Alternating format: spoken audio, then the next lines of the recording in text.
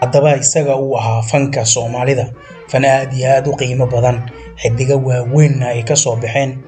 ayaa haddana wuxuu ahaa fan leh xifaaltan iyo waliba isreexid fanaaniinta waaweyn ayaa iyagu badanaa aad u dhiibsanayay inay soo caanbaxaan ama ay ku soo baxaan fanaaniin kale xifaaltankaasi ayaa ahaa mid joogto ah haddaba caawa waxaynu ka hadlaynaa xifaaltan aad iyo aad u qosol badnaa oo ka dhaxeeyay fanaanka weyn ee la holin waayay Xasan Aadan Samatar Xasan Baashi iyo waliba ilmo Mooge oo ah Axmed Mooge Liibaan iyo waliba Maxamed Mooge Liibaan xifaaltankan ayaa wuxuu ahaa mid aad iyo aad looga ogaa dhulka Soomaalida ee degto fankiisana uu gaarsiisan yahay ilmo Mooge ayaa iyagu waxa ay fanka soo galeen lixdeemeyadii iyagoo ah xidiga caan ah oo laga yaqaano geyiga Soomaalida markii uu fanka soo galayay fanaanka Xasan Aadan Samatar Xasan Aadan ayaa markuu fanka soo galay wuxuu la soo baxay cod hiba leh wuxuu la soo baxay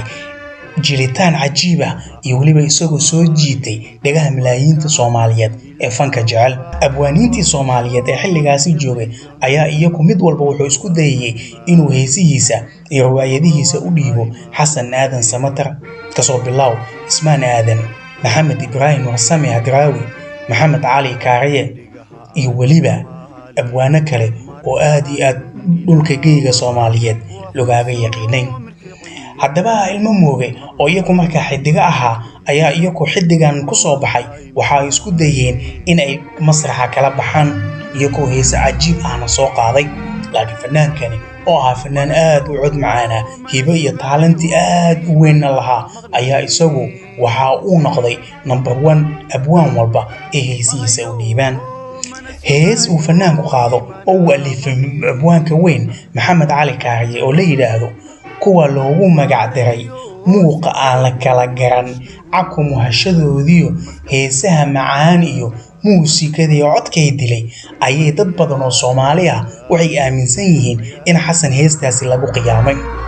oo labada aan la kala aqoonin muuqooda codka macaana leh ay yihiin ilmo Mooge laakiin in badan oo dadkay goobjoog u ah xilligaasi heesta la sameynayay lana socday waxa ay sheegayaan in heestaasi ay ka hadlaysay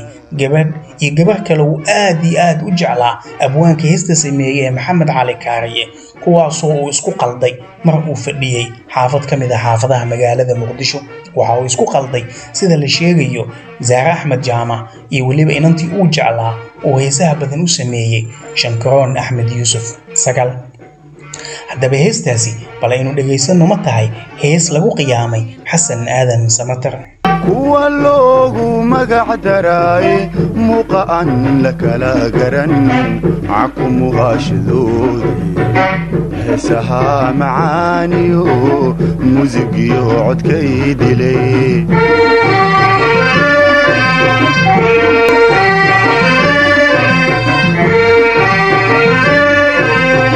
dhigaha aan kamaali marka aan ilaawaba waxay soo mirkiciyon maqlo wahaymaaye